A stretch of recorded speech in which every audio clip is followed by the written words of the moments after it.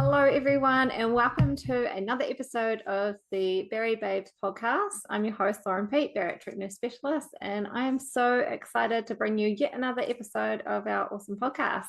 And today I'm very excited to have our guest along. Her name is Chantel, and she is a fellow bariatric patient, and I've been working with her for a little while. And we're just going to dive into her journey after surgery or post surgery. She's going to share a little bit for us that she's found easy, that she's found hard, and just have a good chat. So listen along and hope you get some amazing tips or tricks out of this that isn't just me yarning away. So thanks for coming along today, Chantal. It's lovely to have you here. You're welcome. What was the moment that made you decide weight loss surgery was the right choice for you? I've always struggled with my weight and I've yo-yoed like my whole life. I had a family member who got sick and I just decided that I need to put my health first, and I guess having a young child, I want to be there for her when she grows up. Was there like a turning moment where you're like, oh, I just have to do this. There's no other option anymore? Yeah, I was actually watching a TikTok video of someone who used KiwiSaver to get their weight loss surgery, and I had no idea. So I applied through that whole process, which was quite an ordeal, but I got there. I know that KiwiSaver has become a lot trickier to get funds out for weight loss surgery. And do you have any tips or tricks for anyone that's trying to go through that process or pulling their hair out over it? So I went through, obviously I went to Mexico and had my surgery, but I changed banks because not all banks let you get it out. And then I got my doctor to help me with a letter, and it took a while, but once like it's your money, they do let you get it out. Cool. Awesome. And what was the kind of time frame for you for getting that I money? think it was like a month wait for them, and then I had the money in my account, and then I was in contact with Tremuf, and there was a trip going in July, and I think I found out in May, had the money. And so how many months post-op are you now? Oh, I had it in July 2023. Awesome. And I know it's no small decision to go over to Mexico. So, what was your experience in the lead up to even deciding to go overseas for surgery? I know you had a small one at that point. How was your headspace there? Not great. So I had a bit of postnatal anxiety as well. So I went in and told my doctor what's happening, and she's, we're going to go on some anxiety meds just to get you through this. I told my friends what was happening. I remember calling my parents and they were so anti it because obviously their daughter going to Mexico to get surgery. But the people were really helpful, and the people I met there were really cool.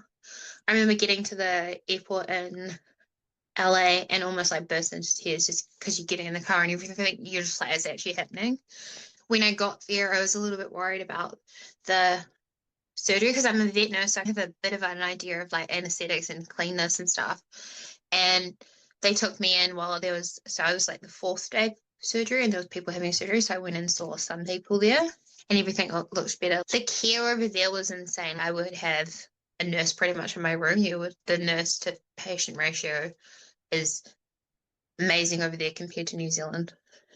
What's your biggest challenge in the first few months post surgery, and how did you overcome it? So I came home and I had a cyst on there, and I went into hospital and they were going to do surgery to release it, but they ended up squeezing it. My first thing was just getting protein in and not knowing what to eat.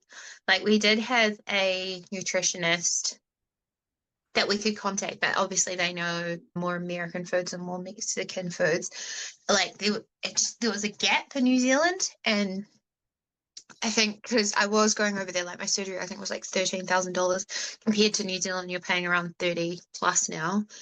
The aftercare wasn't so great, but I think also in myself, I just second guessed everything I was eating because I didn't want to go back to where I was. I know living it myself that the first month after surgery is rough. Like you just can't eat hardly anything. You're struggling to get water. And so, do you have any advice or tips that you picked up along your journey or getting through that first month? I found the collagen that you could just put in your water and taking it easy. So I was doing two jobs, and I ended up going full time on my job that I work from home. So it was a lot easier on my body and just making time for myself. That space to heal and recover is really important, right? And you touch on a really important fact, like just getting in that protein, but not stressing too much around the protein. Because I know there's a lot of a kind of myths and miscommunication out there that from the get go, you should be eating 80 grams of protein a day, which just isn't possible in that first month. And so it's just around prioritizing getting protein in as best you can rather than trying to overfill yourself all the time and just doing damage because the first 6 weeks is all around healing. I remember like just struggling and being so tired and exhausted, but I just had to take it easy. But one thing I did notice is I would try and obviously the Facebook groups that are out there and they've got lots of, I'd be on those trying to find information, but a lot of them would be quite negative and not good for my headspace. Yeah. Because if you compare yourself to other people, like every person's different. Yeah, 100%. And it's nice to have the camaraderie of those groups, but also it can be pretty hard, especially when you see people losing the weight really quickly and maybe you're stalled out or the scales aren't moving as quick. Do you remember any frustrations for yourself around like the scales stalling or just not getting where you wanted to be as quickly as you'd like to be? Yeah, definitely. I remember like just I'd changed, like, so I reached out to a dietitian and I got help with that. And this year I never really moved, but I was eating a lot healthier food, so I wasn't as tired.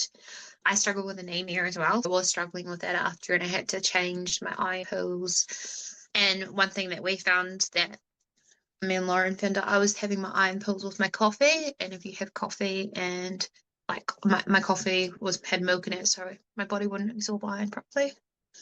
Yeah. So now I take it at night. So that is a great lesson learned from Chantel there, is that if you are on iron supplements or trying to increase your iron intake, then making sure that you're not having it with dairy because the calcium inhibits the uptake of that iron. So yeah, great point. Many people think surgery is like the easy way out, right? What would you say to them based on your experience? It's not. One thing I didn't realize is that I had to deal with my demons. There was reasons why I was overeating. Everyone who has the surgery, they obviously overeat. You don't lose weight. If people say, oh, I had the surgery, but it's not because I was overeating, it was because you're overeating. It's Yeah. pretty, um, but I blamed a lot of my family and friends and stuff on issues that I had to deal with. And I guess that I've probably grown in the last while having a baby and having the surgery. Yeah. And so what helps you get through that psychological barrier, I guess? So I'm dyslexic, so I really struggle with writing things down. And I don't know if you noticed, but a lot of the weight loss groups, they all want you to write and stuff. And it's a kind of a toxic relationship for me. So I have heaps of collages and stuff, and I write myself little notes, and I constantly change it up. Like on my in my wallet, I've got a photo of my stomach. So in Mexico, they take a photo of your stomach, and that's in there. So when I need to go pay for something, and then I've got a photo of like me, my before and after just in here just for me to have, and it's mine Yeah. because I'm super visual Yeah. and not everyone is, Yeah. but for me that really helped. Perfect. And I don't think until we started working together that I didn't know anything about that. That's that awareness, right? Until you're aware of what's even going on, you can't even hope to change some of those eating behaviors. No, and then the whole thing around the college that worked for me was it's constantly changing, like I update it every month, so it doesn't matter if it's not perfect. Yeah, cool. And I love that. And I love all your visual inspiration because it's right there in your face every day. So you can't ignore it. You can't pretend it's not happening. Whereas you No. can choose not to weigh yourself on the scales, or you can choose to pretend that you're not eating that food. But when you're seeing the pictures, and it's just a great little visual reminder. So I love that. Well done. Yeah, and I think the biggest one for me is guilt. Like I have a huge thing around feeling guilty, and I just need to remember that guilt's a wasted emotion, and that's a big thing for me. Yeah. And how has your relationship with food changed, like not only since surgery, but since working with me? And what lessons have you learned about yourself? Actually sit in the emotion and feel it, Yeah. because quite often I'd just be stuffing food in. And one other thing I've learned is I want to be I need to be proactive for myself to be on track. So actually like having food in the house that I can do, and if I go out, making sure I've got like a protein bar or like healthy snacks. Yeah. Yeah. Cool. And And that's then that being prepared, right? yeah, and because I'm in the Success Club, like there's a group of us, and if I'm going somewhere, I'll like sometimes share a photo of the menu and someone will help me with that, which has been really helpful. I don't know, just I think being accountable for my own actions and not trying to deflect them off.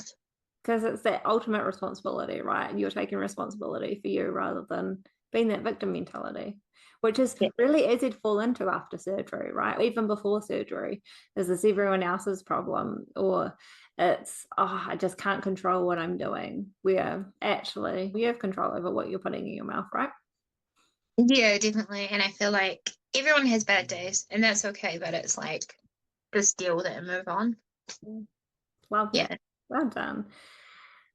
And what unexpected struggles did you face after surgery that no one warned you about? Just dealing with the emotions that I didn't know I even had. And I guess this is going to sound silly, but being a mum as well, I felt like my toddler was coming out. So I had to learn how to parent myself. Nothing against my parents or anything. It's just I had to parent myself like there's emotions that I didn't even know about. And yeah, I found that was super helpful. Yeah, and there's a lot of names for emotions that you never even knew existed or you didn't know what to do with. So you were numbing with food, right? Is that a fair assumption? Yeah. Yeah, and I think our other biggest challenge is now I can actually start to eat like more. I'm not in the honeymoon period as such anymore. And sometimes that's annoying. Yeah. Yeah. And that honeymoon period's great, right? But it doesn't mean that you can keep doing those behaviors long term because otherwise it's a slippery slope. Yeah. And so I definitely see a lot of people who are coming up to that 12-month mark. They've lost a good chunk of their weight and they're like, yeah, life is good. I can't even understand how people go back to gaining all this weight. And then if you don't change those behaviors, and everything's a behavior, right? Everything's a choice. So I love that you've been able to be enlightened to the emotions and enlightened to the behaviors that weren't serving you. Yeah. And even if sometimes you don't quite get it perfect, you're still walking that track and just getting back on the wagon that much quicker. Yeah. I think I didn't realize how much I had to deal with emotions. And even though I would have even said, oh, I know how to deal with my emotions before surgery. No, there was a reason why I was doing what I was doing. And I had no idea until I actually had to do some work on myself. Yeah.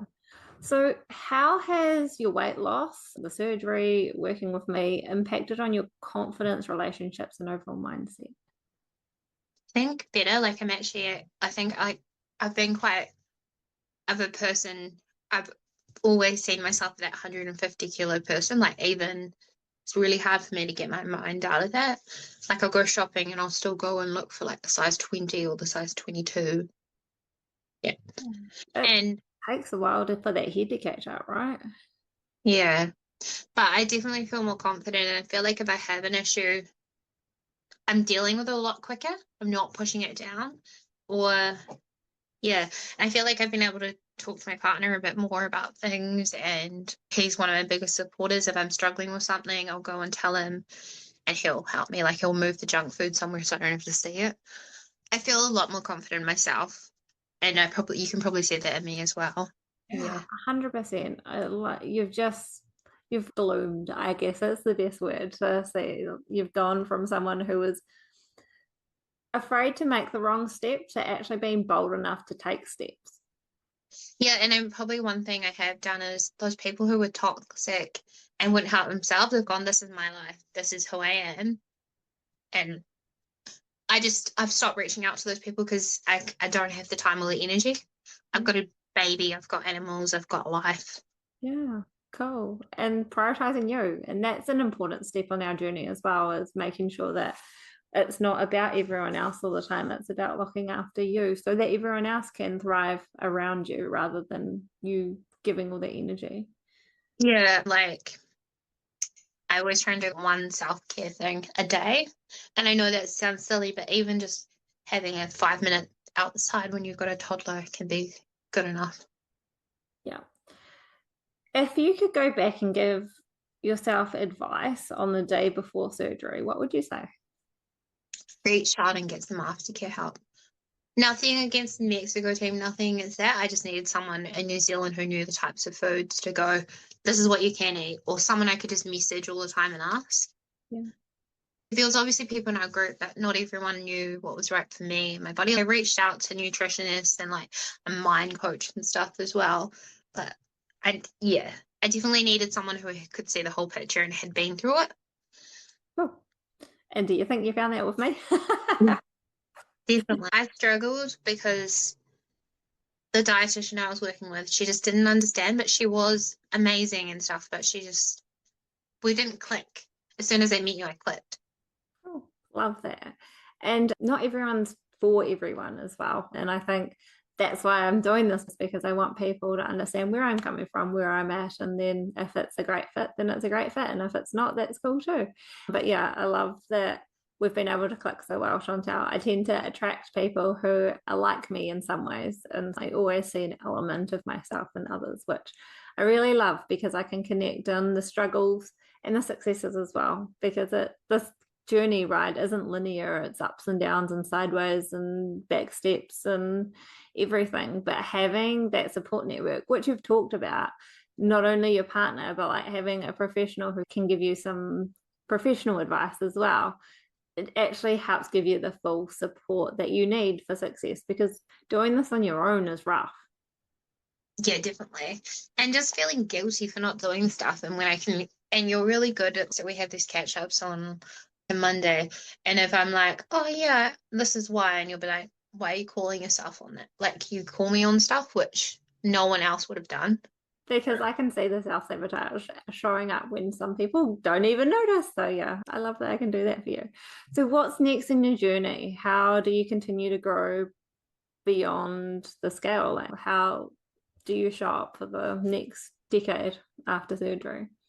I just think not worry about what goes on my plate, but in the same breath, make sure I'm hitting my protein. Like, as long when I make my lunches and stuff, I don't freak out about like weigh everything. I just know, and that's been huge for me. Just making sure I stay active.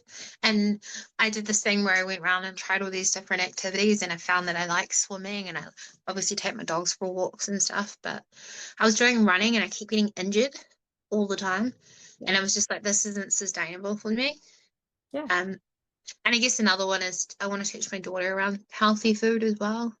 Yeah. Because I've grown up where food is everything. We catch up for lunch or coffee, but if you catch up for lunch, then you grab a caramel slice. It's like calories.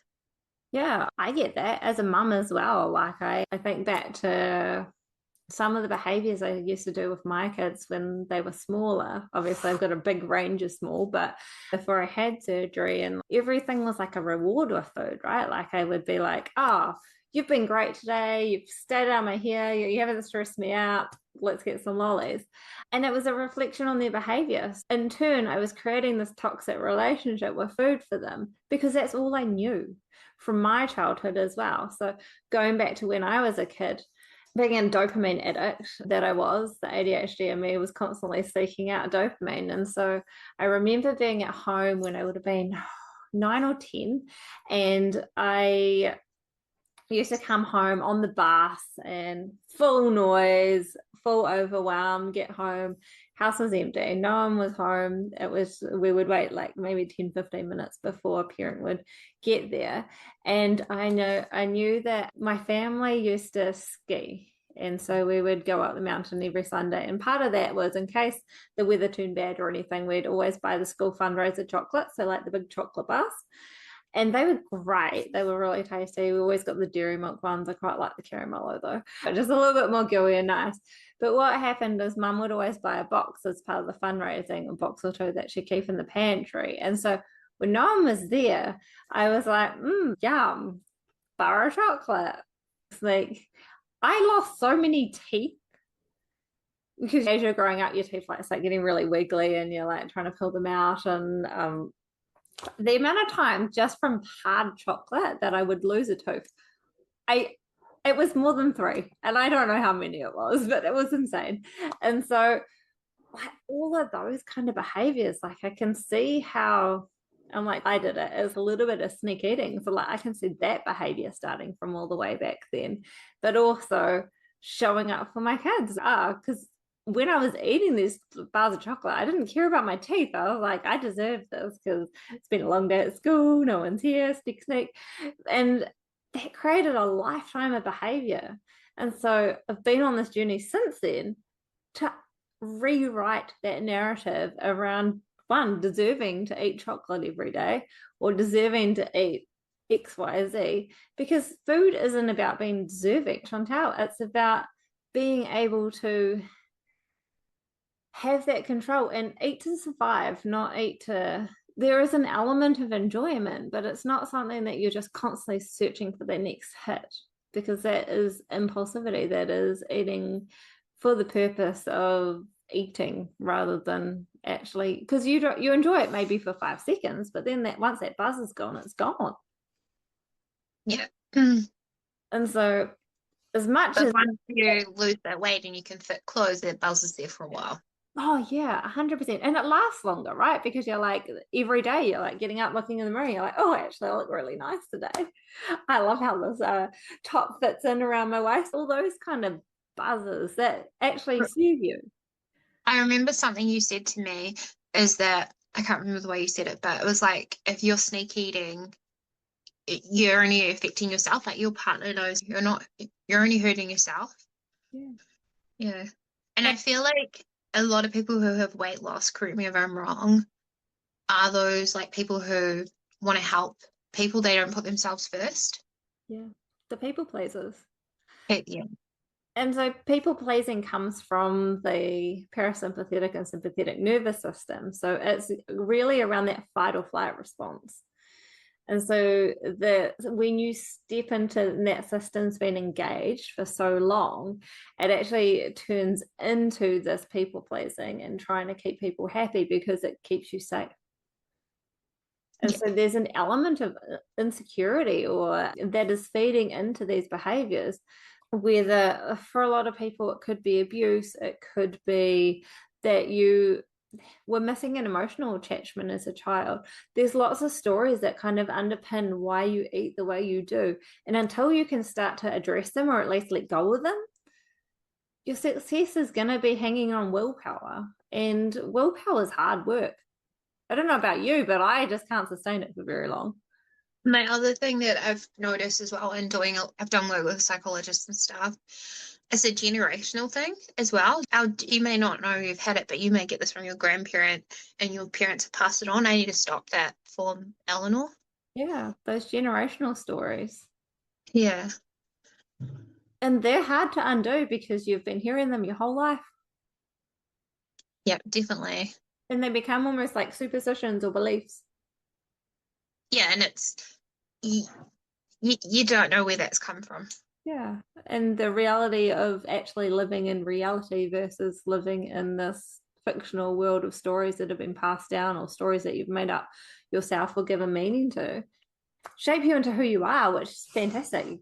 You're an amazing person. I'm an amazing person.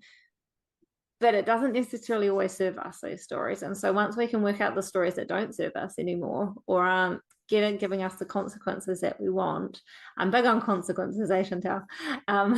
So just a consequence doesn't always have to have a negative connotation. And so consequences can be positive or negative. And if you're having a consequence that you don't like the scales going up, then you need to change the decision that you're making. I remember one of the consequences. So we were doing a success club and I couldn't make some of the meetings. Tom was like, I don't have time to listen to the things. And I was like, I'm driving Eleanor to like daycare. I put it on in the car. If I only hear 20% or 20% sticks with me, that's still 20% I didn't hear. Yeah. And like people would always make excuses and it frustrated me. And I'm like, no, you're just like, why are you doing this if you're not going to move forward? Yeah. Yeah. And everyone's ready when they're ready as well. So it's not always around. I would like to meet people where they're at, but sometimes you're just not in the place where you're ready for that change. And other people are like, yes, let me at it. I'm ready to not do this anymore. And either way is fine, but it's just acknowledging internally we are actually at to be able to make those changes. And I love that you've jumped in both feet. And Chantel, you are ready. You're like, I've tried these other people. This has not worked for me. I am ready to make these life-changing changes. And I know that the road is not going to be linear, but I'm ready. I'm all in for it to make these changes in my life. So you've done amazing. And I'm so proud of you for that. Thank you. So, last but not least, I just wanted to touch base and say thank you for being a guest today. But also, I wanted to see if there was anything that you could recommend to the listeners on their journey that they either did, don't do, or something funny that's happened. What's something that you'd like to share? I think that doing something for yourself is underrated. You think, oh, I've had the surgery, but no one that really looks after themselves after. And especially, I think a lot of people have surgery, the mums, the busy people, having time for yourself and actually being able to deal with the emotions.